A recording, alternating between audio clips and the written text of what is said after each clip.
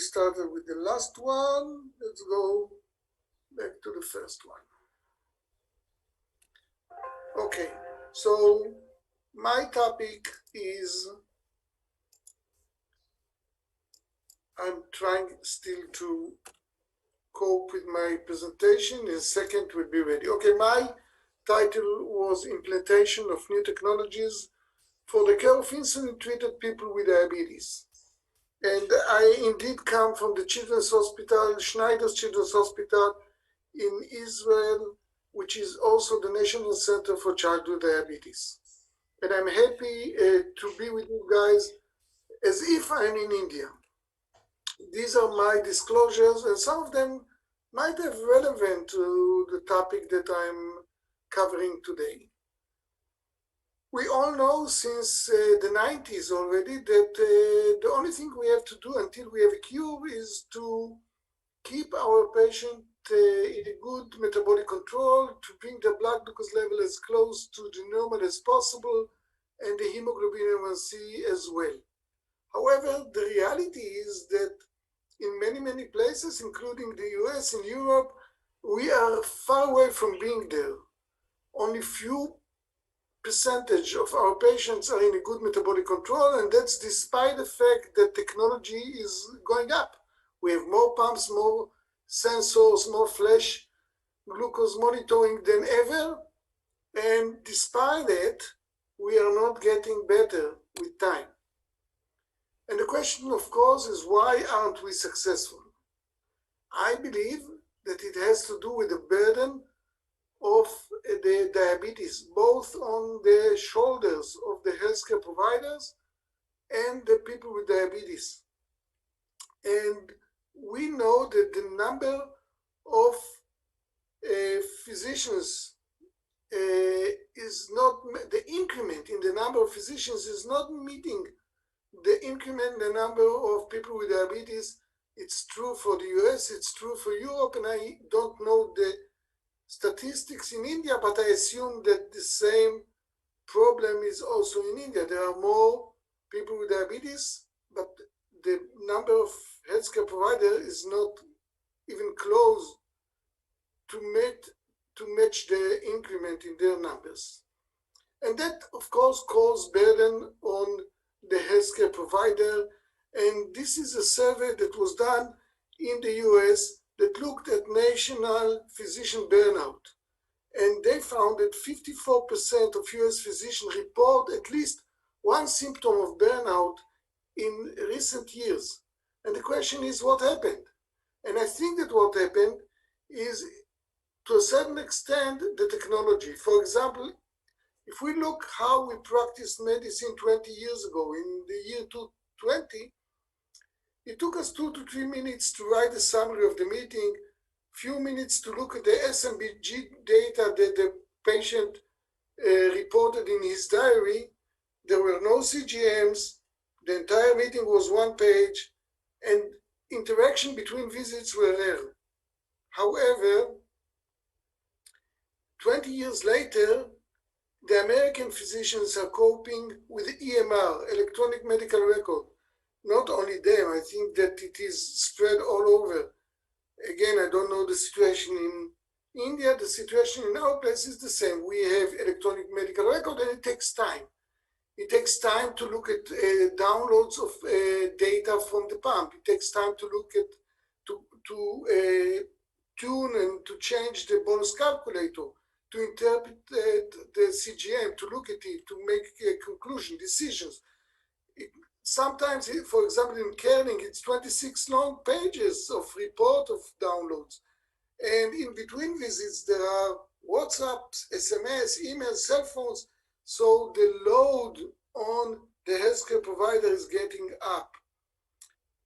And the load of the shoulders of people with diabetes is 24 hours, 7 days a week, all the time.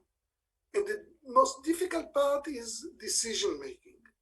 They have to make decision before they eat, before they walk, before they run, if they are sick, if they have a lecture to give, if they have some activity, they have to go out of town.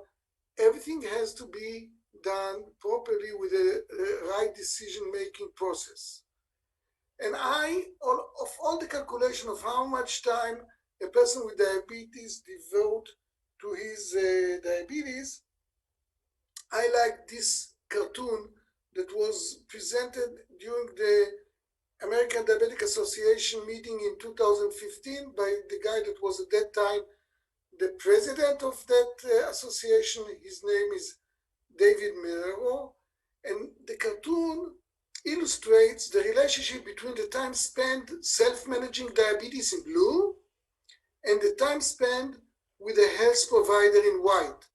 So what it tries to tell us that most of the time, people with diabetes treat themselves and they are alone out there and they have to make their own decisions all the time. And there are many obstacles, in their ways in order to make it work properly. So therefore, when we asked our patients in our clinic, what do you do with your glucose information? We got some interesting questions. So we took typical patients of our clinic, age 6 to 30, most of them type 1 patients, and we asked them several questions. This is a typical cohort of 47 patients, and we asked them how frequent do you adjust your pump setting between clinical visits. And as you can see, most of them either never or sometimes. So most of the time, they don't do that. When we ask them how frequent do you amend your insulin boluses according to sensor glucose trends, and again, you see that never or almost 29%, sometimes 29%, so more than 50%, they don't do that. And there are many reasons why they don't do it, but the fact is they usually amend their setting and their bolus calculator during the visit, but they don't do it in between visits, and we see them relatively frequently, every about 3 months. In many other centers, people with diabetes are seen every 6 months, or sometimes even less. So what kind of tools can we offer to our people with diabetes in order to reduce the burden on their shoulders? So I would like to talk about 2 tools that we participate in developing. One is the closed loop system, which is called by some artificial pancreas, but actually it's automated insulin delivery system. And the other tool that we worked on is artificially intelligent-based decision support system that is for healthcare provider to reduce the burden of the healthcare provider, but has a potential also to be used by people with diabetes. So let's start with the closed loop system, and you all know what I mean by closed loop system. It's an insulin pump that is connected via a kind of computer to the insulin sensor, and the information from the glucose goes up to the computer. Computer makes decisions and send it directly to the pump without involving the person with diabetes with the decision-making process.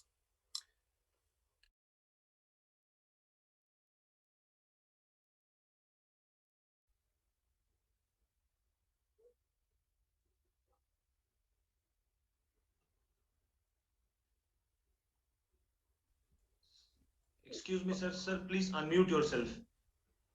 Can you hear me now? Yeah. So how many slides ago did it happen?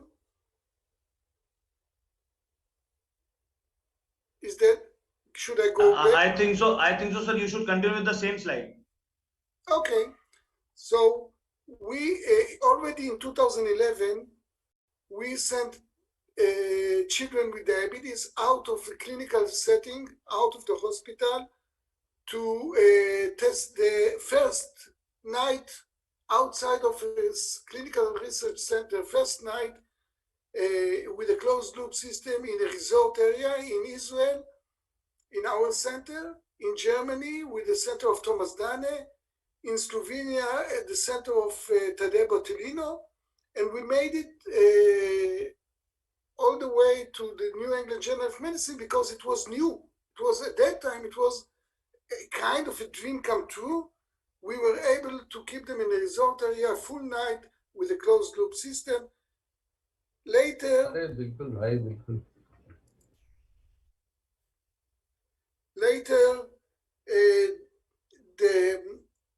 the Medtronic group had developed their system and got FDA approval in 2016.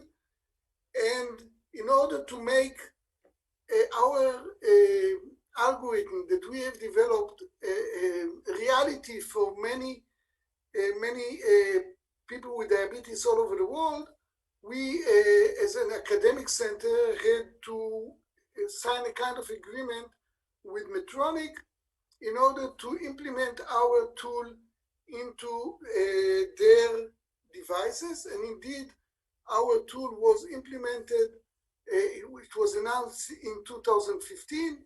It was implemented into the 780 version. Before the 780 version, Medtronic had the 670 version, which was able to keep the blood glucose level at night pretty nicely, but not so nicely during the day, especially in the adolescent age group.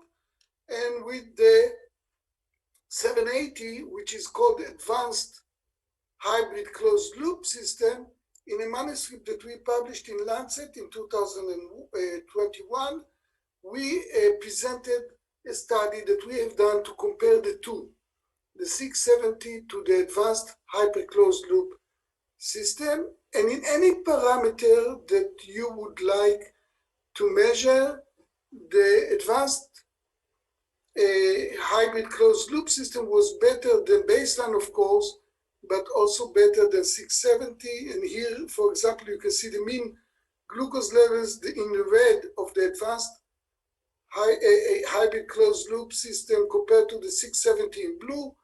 And you can see it during the night, you can see it even during the day. And the special feature that this system has is also a system that gives boluses in case the person forgot to give bolus. So when the system detected that there was a meal event without a bolus, the system boluses for the meal. We are not alone out there. There are now, at least in the US, there is another approved system, the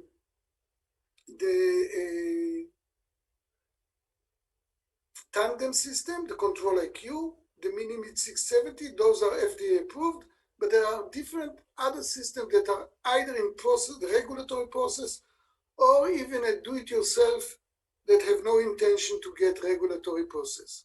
So the breakthrough of advanced, of automated insulin delivery was already done. There are thousands of people with diabetes at their homes right now as we talk, enjoying closed loop systems in many places in the world.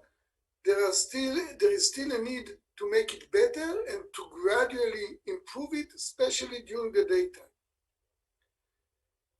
For those who do not use insulin pump, we focused on trying to develop a decision support system for their healthcare provider, hoping that once the healthcare provider would like it, we will be able to give it directly to the patient to use.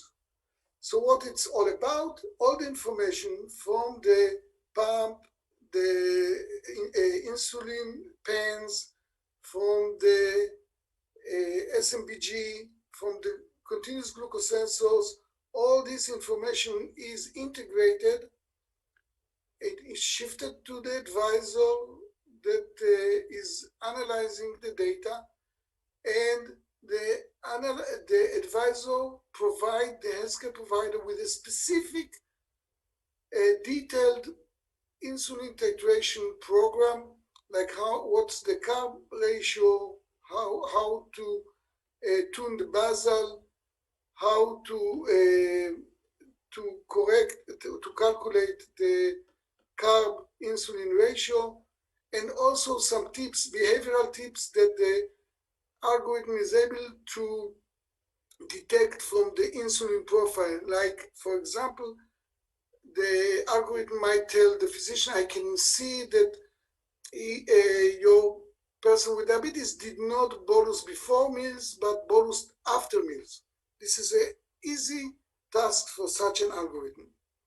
So we did several preliminary studies with small groups and compared the decision made by the advisor to decision made by physicians in several settings, in 3-month study, a 6-month study, and then we went to a pivotal study in 7 centers, 4 centers in the US, the center of Tadej Vatelin in Slovenia, the center of Thomas Dunn in Germany, and our center in Israel.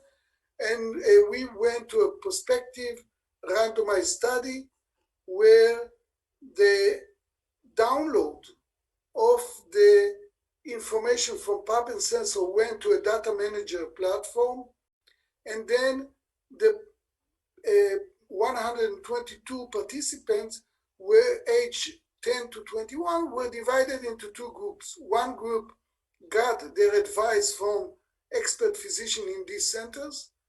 Another group got the advice from the algorithm that we have developed, with the hope that eventually the primary endpoint will be non-inferior, so the algorithm will be as good as an expert in one of these great centers. So what was the primary endpoint? The primary endpoint was time in range between 70 to 180 milligram percent, but we also had a safety endpoint, which was blood glucose below 54. And we wanted to meet those 2 endpoints in order to declare that our algorithm is just another team member, just like another physician. And indeed, we published our results in September 2020 in Nature Medicine, showing that the algorithm is not inferior to expert physician in titrating and actually in achieving the primary endpoint of time in range. We also, of course, as a secondary endpoint, looked at hemoglobin A1C level, and as you can see, the hemoglobin A1C level were pretty similar, and if you insist, it might be even better in the algorithm group. And then we asked some of our participants, would you be willing to use an algorithm that adjusts your pump setting after downloading your device at home? And most of the patients said yes. We then asked him, would you trust dosing recommendation given by an automatic algorithm? And again, the majority said yes. And the last question was, do you think that automated algorithm for insulin dosing will release some of the burden of managing diabetes? And again, most of the participants said yes. So if we trust the algorithm, after time, I assume that after a few months of using the algorithm by the physician, and when he would be convinced that he doesn't have to change the decisions made by the algorithm, there is no reason why he cannot allow the person with diabetes to get the advice directly and alone.